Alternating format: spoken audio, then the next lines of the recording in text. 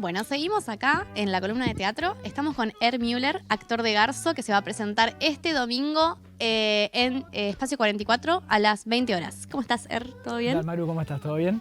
Todo bien. Bueno, contanos un poco por qué esta obra se trata de un caso real, así que, bueno, si querés, me gustaría que nos cuentes un poquito, primero de este caso en particular, de cómo llegaron a él, y después de un poquito cómo se ficciona esto, cómo se lleva al teatro.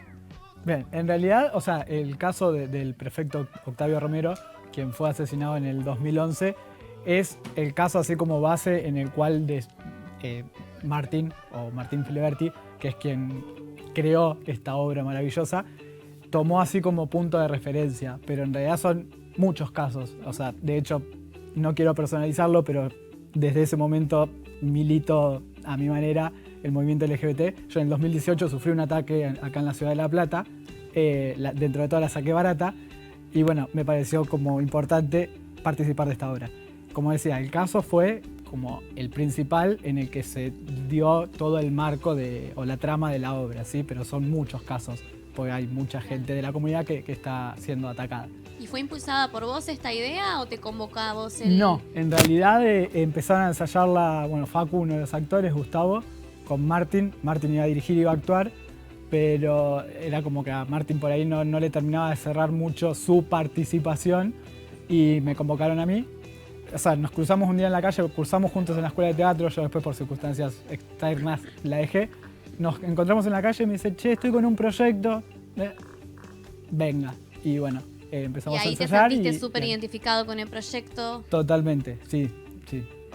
Pero bueno, como decía, es el caso del prefecto Octavio Romero, quien fue asesinado en el 2011, entre varias cosas que pasaron con la investigación. Culparon primero a su pareja y demás, pero bueno, todos los indicios apuntan a que el caso fue tan perfectamente llevado a cabo, el asesinato, que se dice que fue de la misma prefectura.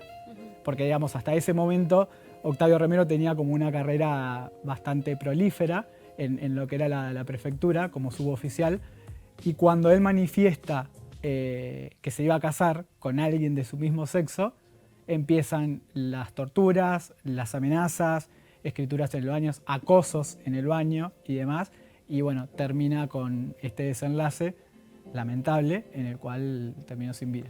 Tuvo 7 días desaparecido y apareció el cadáver a orillas del río de la Plata por la zona de Vicente López. ¿En qué año ocurre este hecho? 2011. Caso que al día de hoy está todavía sin encontrar algún responsable y a punto de la prescripción, lamentablemente.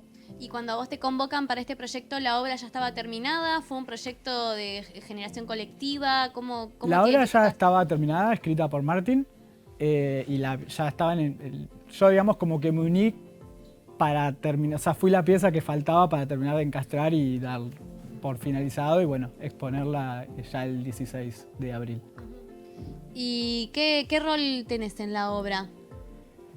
Es difícil. Yo básicamente soy Octavio Romero. De todas maneras, está inspirado en Octavio. Claramente los personajes tienen otros nombres, porque ya te digo, o sea, se toma como base este caso, sí, pero no planteamos hacer como una biografía o un teatro documental, por llamarlo de alguna manera. Sino que básicamente nos basamos en esa historia. Claro, que de alguna manera se representen varias historias en esto. ¿Y qué repercusión esperan encontrar? ¿Cuál es su objetivo con esto? ¿Cómo esperan? La verdad, porque todavía no lo han estrenado, estrenan este domingo. Estrenamos este domingo. La verdad que lo que buscamos es, en cierta manera, utilizar el teatro como herramienta para concientizar, porque básicamente a lo que apuntamos es en el uso de la palabra, como algo tan básico que aprendemos desde que empezamos a hablar, puede terminar lastimando, desde algo psicológico como físico. Porque digo, la violencia empieza con una palabra y deriva en golpes y demás, independientemente del género o de la condición sexual que uno tenga. Apuntamos a eso, a llamar a concientizar a la gente, para que no sucedan más estos casos. Ni lo que me pasó a mí, ni lo que le pasa a miles de personas, ni que haya más Octavio Romero. Ger, estaba viendo recién el título de la obra, ¿no? Y es como muy fuerte el desglose del nombre de la obra. Y pensaba también en esto de destilar odio, de gastar aire, pero destilar odio a través, por ejemplo, de las redes sociales. Cuando sucedió este caso, en 2011 no estaban tan en boga las redes sociales, había muy poquitas. Hoy es un boom las redes sociales y un espacio donde mucha gente, muchos haters destilan odio. ¿Eso se ve también en la obra? No apuntamos mucho no apuntamos mucho a las redes sociales, o sea, no las mencionamos en la obra, pero sí, entendiendo lo que decís vos, o sea, el anonimato que te da y la impunidad a su vez que te da estar detrás de un teclado o de una pantalla es, digamos, facilita a las personas que por ahí no tienen, creo yo, una vida feliz, a destilar odio como si nada, o sea, a cualquier persona. Hay ciertos discursos de odio que también se ven legitimados, entre comillas, por figuras políticas, digo, como Javier Milei, por ejemplo. Sí, ese es Bolsonaro, un personaje que que no da han tenido miedo. ningún tipo de problema en decir bestialidades, y que hay cierta gente que quizás antes hasta se sentía reprimido a decir eso, era como, no va a quedar bien, como que ahora están legitimados a decir cualquier bestialidad. Está totalmente legitimado, y de hecho me da, particularmente el personaje que nombraste, a mí Herman Müller, o Müller, mi nombre artístico, me da como cierto pavor, o sea, porque vos ves la gente que sigue a este personaje y es como, o sea, como todo el mismo uniforme, leo yo, todos peinaditos hacia un costado, o sea, y es gente que lo ves en las redes sociales o expresándose en medios y legitima este tipo de actitudes o este tipo de conductas. Sí, hasta un nivel de violencia que es tremendo, digo, porque el discurso no solamente se queda en hacer bueno, el bullying es violencia también, pero digo, en hacer un señalamiento, sino un nivel de violencia que llega a lo físico, digo, sin ningún miramiento. Digo, esta gente llega al poder y es... Y da escalofríos pensarlo solamente, ¿no? Sí, totalmente. Porque toda esta gente, digo, tiene ese discurso y lo mantiene y lo sostiene, digo, como si no pasara nada. Y en relación, perdón, Cau, en relación a esta clara identificación, ¿no?, tuya con el personaje, ¿utilizaste alguna técnica de actuación? Digo, porque uno de repente está interpretando algo que le es tan propio y es tan violento al mismo tiempo, y encarnarlo cada domingo en una ficción... ¿pudiste lograr desafectarte de eso y entenderlo como una representación? ¿Hay algo de vos que todavía necesita trabajar a una distancia? ¿Cómo encarás ese trabajo?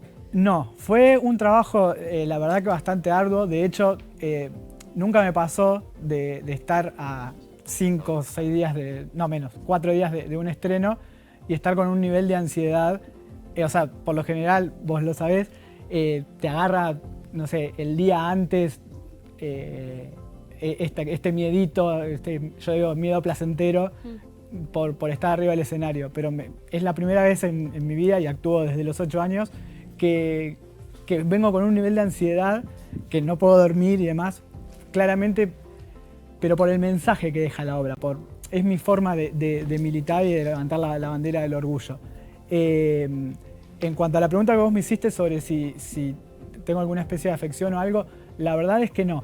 O sea, si bien se podría trazar un paralelismo entre mi historia y la historia del personaje, dista mucho, porque yo todavía estoy acá y puedo contar esta historia de Octavio. Octavio ya no puede, lamentablemente ya no puede.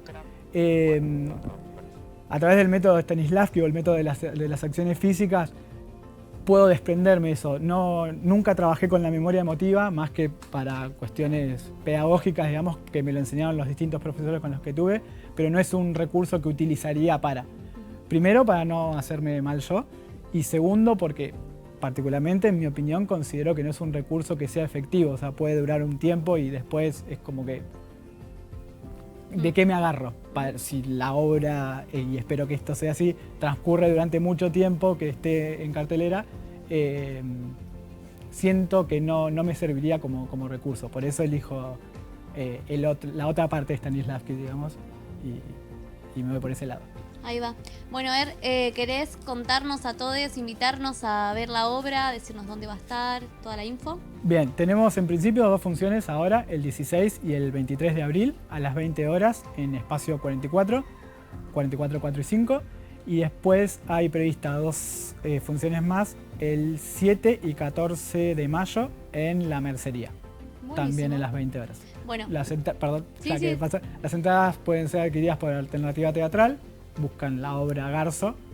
Y bueno, los esperamos. buenísimo. Muchísimas gracias, Müller. Por favor. Muchos éxitos en el estreno. Muchísimas gracias. Y bueno, invito a todo el público a que nos vaya a ver. Ahí estaremos.